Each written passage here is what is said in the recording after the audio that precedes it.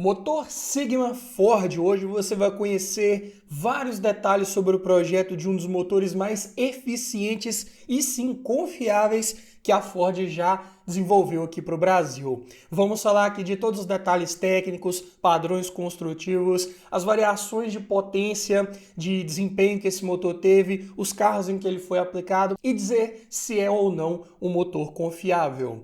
Se já gostou do tema, não esquece de deixar aquele like no começo do vídeo para fortalecer o canal. Se inscreva se ainda não for inscrito. Eu sou o Paulo Silva e esse é o Bate-Papo Automotivo.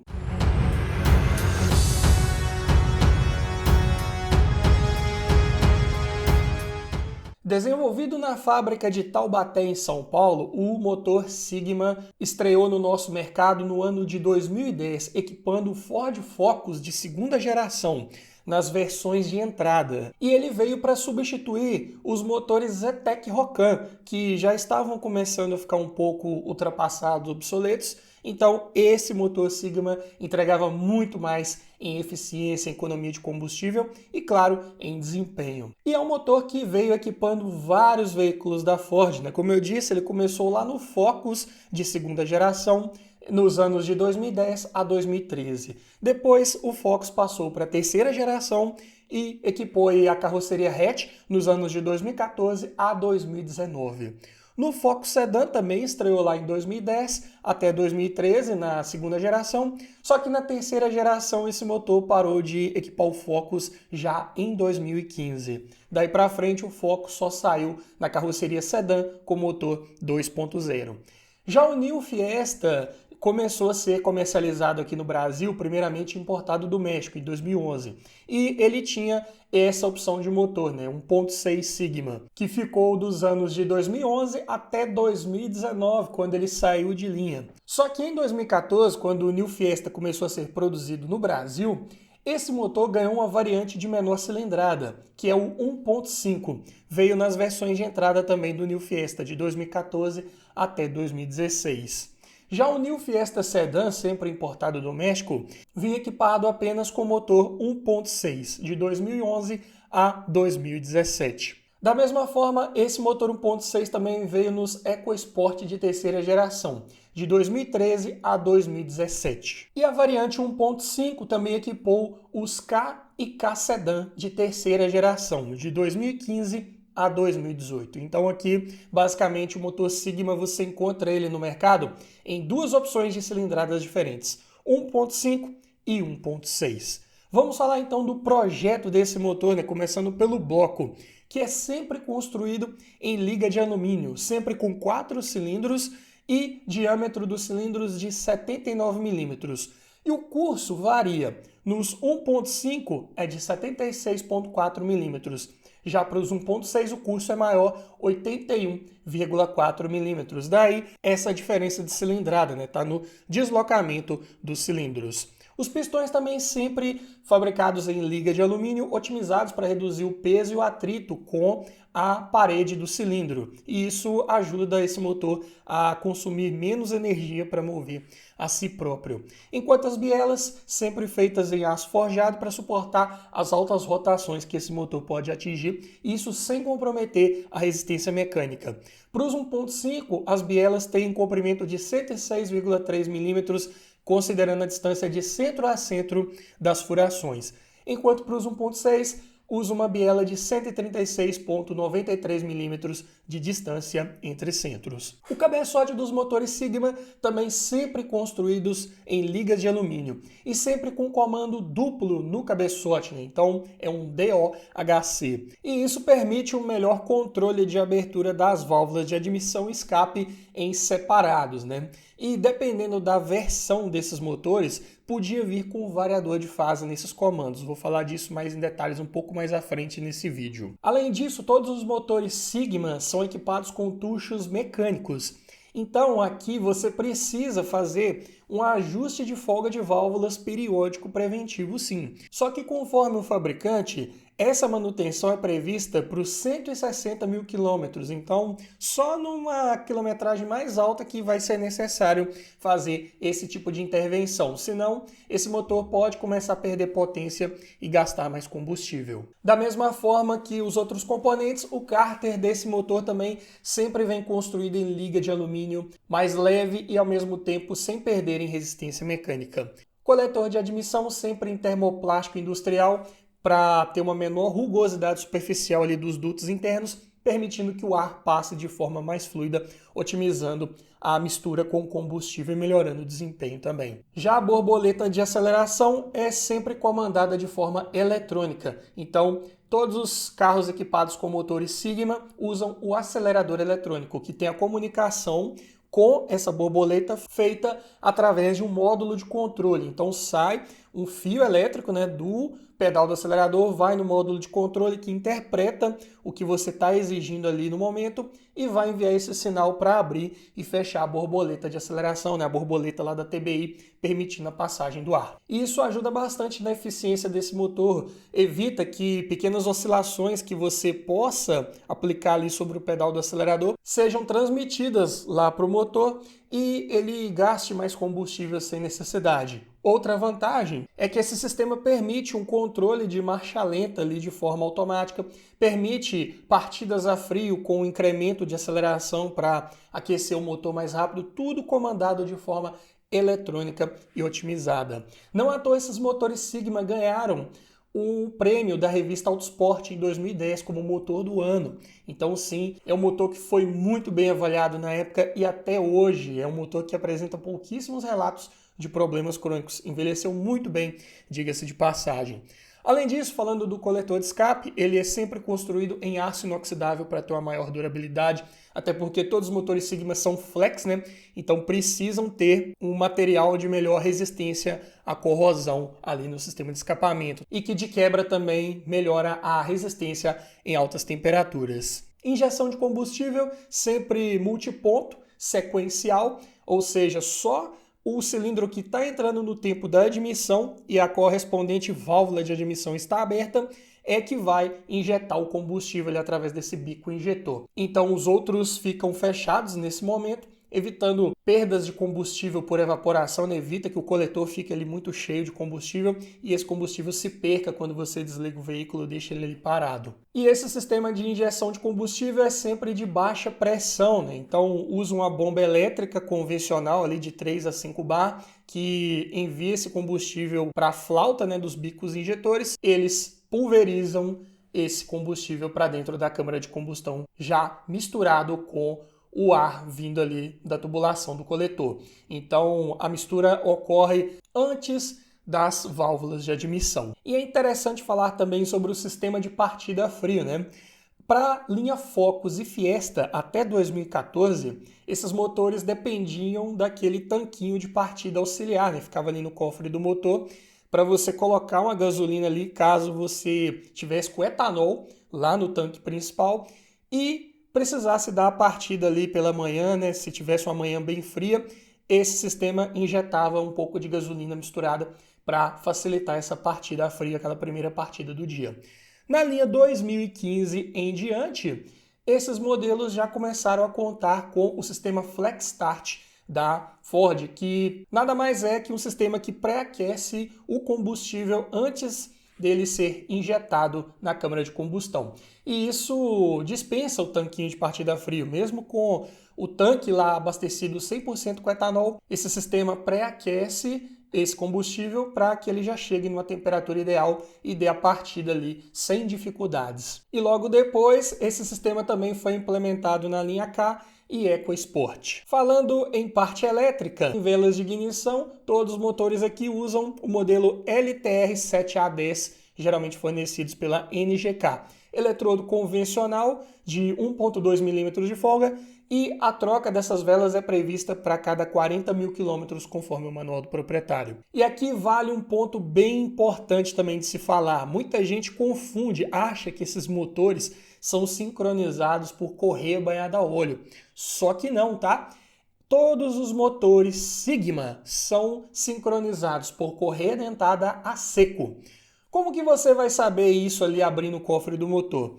Abriu o cofre do motor ali de um Ford, viu que é 4 cilindros? É correia seco, tá? Se for 3 cilindros, correia banhada a óleo. E para saber se é 4 cilindros é muito fácil, né? É só observar o coletor de admissão, quantos dutos estão chegando ali no motor, são 3 ou 4? Se forem 4, é o motor Sigma, 4 cilindros, seja 1.5 ou 1.6, todos com correia a seco, inclusive de excelente durabilidade, tá? Mesmo sendo a seco, conforme o manual do proprietário, essa correia tem um prazo de troca de 160 mil quilômetros. Então, sim, em algum momento você vai precisar trocar, mas ela dura bastante. E isso é muito positivo. E, inclusive, esse é o mesmo prazo para você trocar também a correia Poli-V, que é aquela correia de acessórios que fica fora do motor e que também tem uma excelente durabilidade. E ela é responsável por acionar o alternador, o compressor do ar-condicionado e a bomba d'água.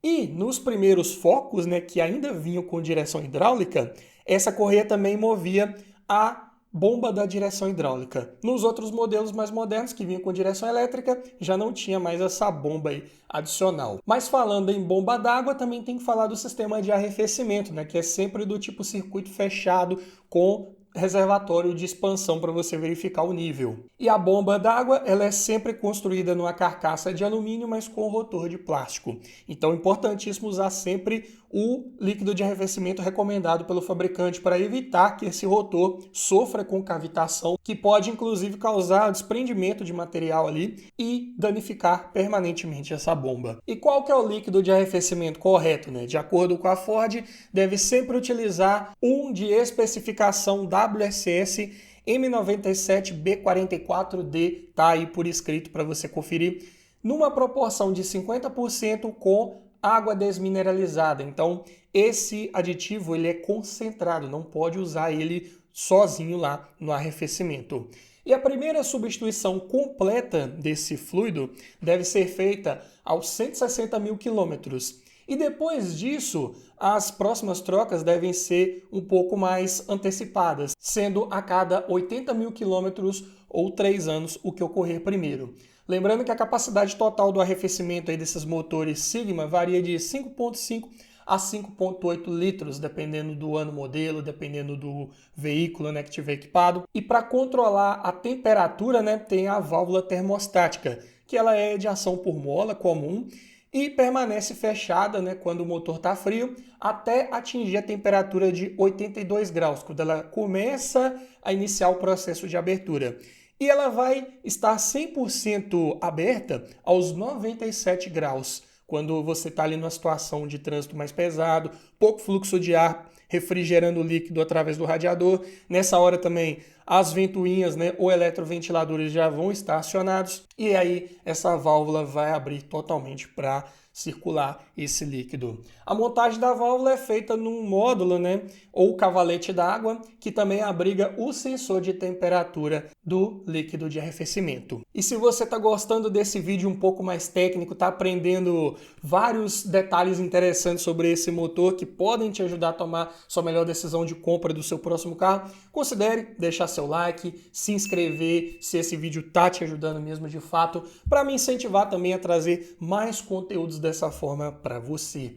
Falando agora em números de desempenho, né? Uma vez que essa família de motor Sigma, né, tem várias configurações diferentes, como eu já adiantei, né? Então, começando pelos 1.5, né, que vinham ali no K e New Fiesta, nas versões de entrada, a potência é de 105 cavalos na gasolina e 110 no etanol a 5.500 RPMs. E o torque, 14,6 kgfm na gasolina, 14,9 no etanol, a 4.250 RPMs.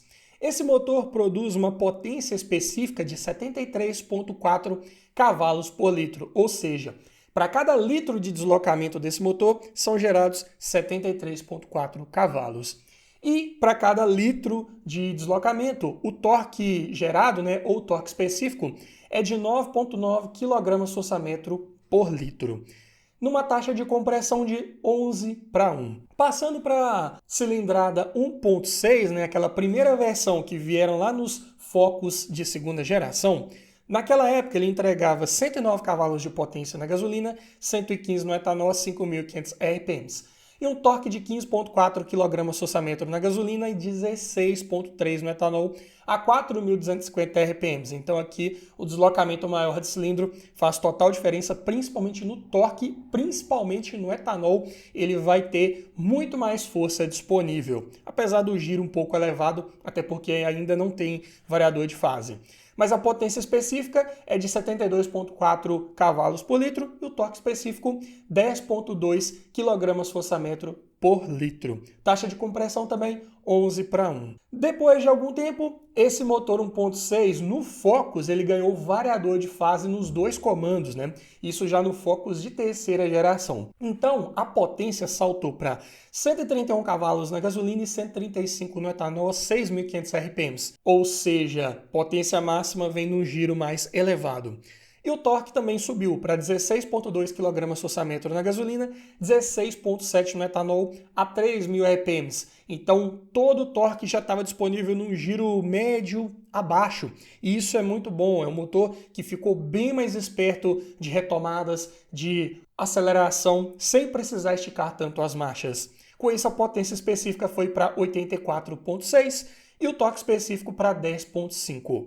A taxa de compressão teve que subir um pouco para 12:1. Voltando lá nos New Fiesta, né, que também vinham com motor 1.6, os primeiros, aqueles que vinham importados lá do México, né, de 2011 a 2013. Primeiramente, eles vieram sem variador de fase, mas a calibragem eletrônica era levemente diferenciada comparado com o 1.6 lá do Focus de segunda geração. Então a potência era de 110 cavalos na gasolina, 115 no etanol a 6.250 RPMs. E o torque 15,8 kgfm na gasolina, 16,2 no etanol a 4.250 RPMs. Novamente aqui o torque vindo no giro mais alto. Potência específica 72,1, torque específico 10,2. Taxa de compressão 11:1. Quando esse New Fiesta foi nacionalizado, ele também ganhou o motor com variador de fase nos dois comandos. Só que ele não desenvolvia a mesma potência do Focus, ele tinha números um pouco inferiores porque a calibragem eletrônica também era diferente. Mas ainda assim entregava ótimos 125 cavalos na gasolina e 130 no etanol a 6.500 RPMs. E o torque 15,4 kgfm na gasolina e 16 no etanol, só que a altos 5.000 RPMs. Então percebeu que mesmo usando o variador de fase aqui nos dois comandos, ele já tinha uma boa resposta em baixa rotação, mas o pico de torque só estava lá nos 5.000 giros, então o Fiesta exige que você estique um pouco mais as marchas, né? E eu já fiz um vídeo de avaliação completo de um Fiesta desse, testei na prática como que é o desempenho desse motor, vou deixar o link na descrição para você conferir.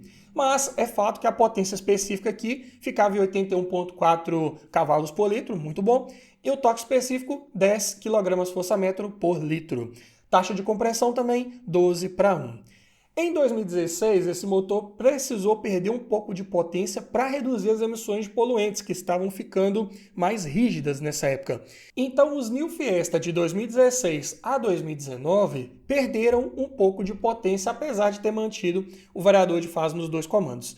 Ficou em 125 cavalos na gasolina, aqui não mudou, mas no etanol sim, 128 cavalos, a 6.500 RPMs. Só que curiosamente esse motor ganhou um pouco mais de torque na gasolina, foi para 15,8 kgfm.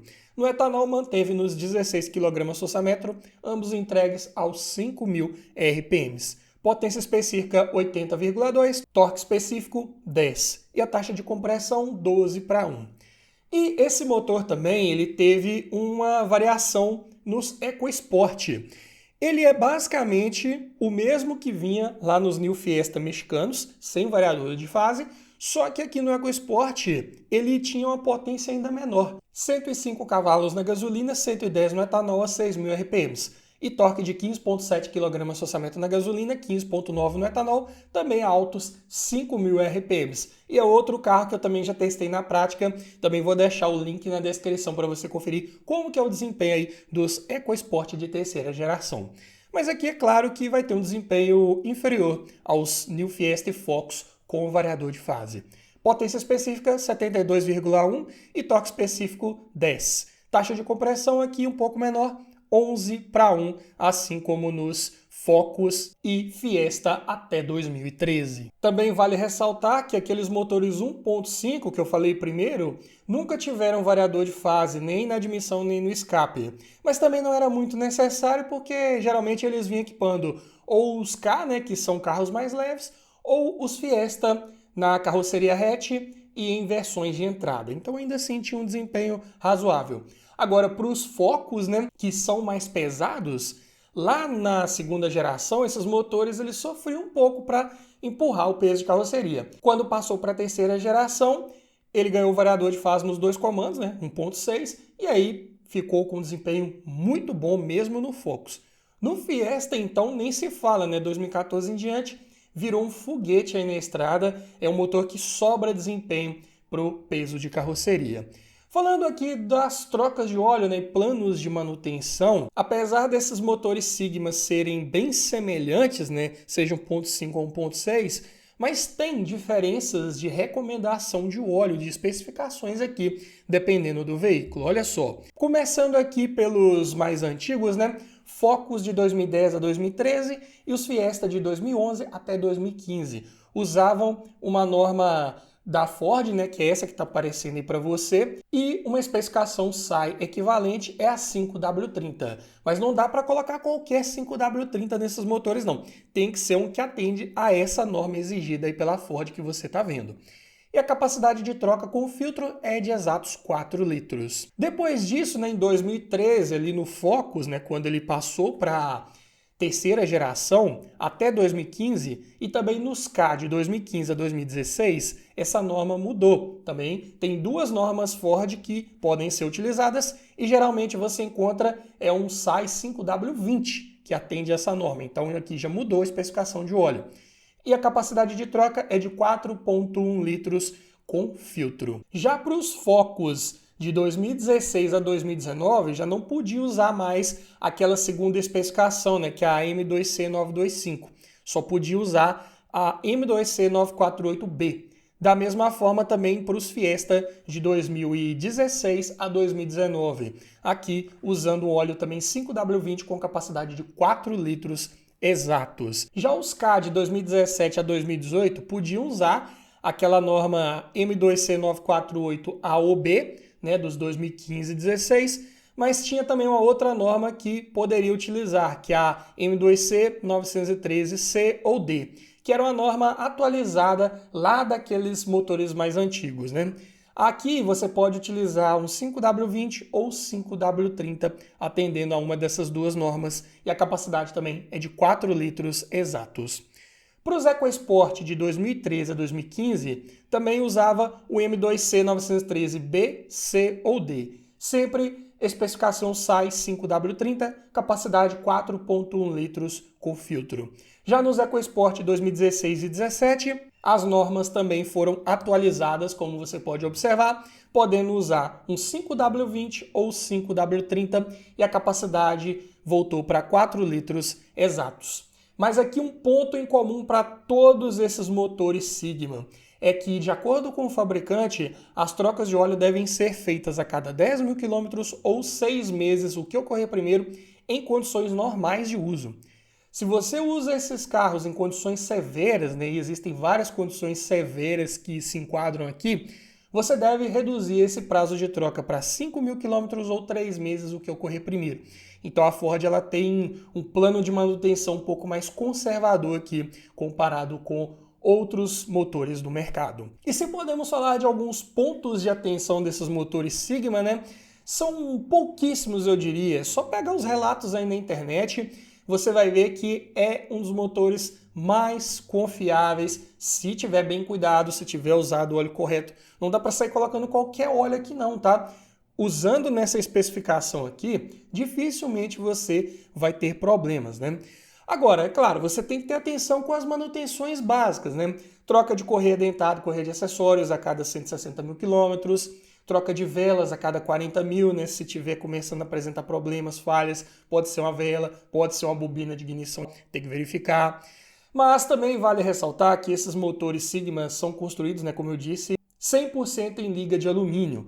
Então, não é qualquer retífica que vai conseguir dar um passo ali no cabeçote, planar um cabeçote, dar um brunimento no cilindro, caso seja necessário. Esses motores aqui exigem uma oficina muito especializada, com um ferramental preparado específico para bloco de alumínio, cabeçote de alumínio. Existe, mas claro que vai ser uma manutenção bem mais cara. Em alguns casos, talvez nem vai ser possível, né? Caso precise fazer uma retífica, dependendo ali do empenho, não vai ser possível recuperar um cabeçote ou um bloco. Nesse caso, só substituindo por um novo, né? E aí muita gente fala, é um motor descartável, então? Não necessariamente. Se você cuidar da manutenção básica, fizer a substituição ali do fluido de arrefecimento, né? Tem o prazo de troca também. A primeira troca, né, com 160 mil quilômetros, depois a cada 80 mil ou 3 anos.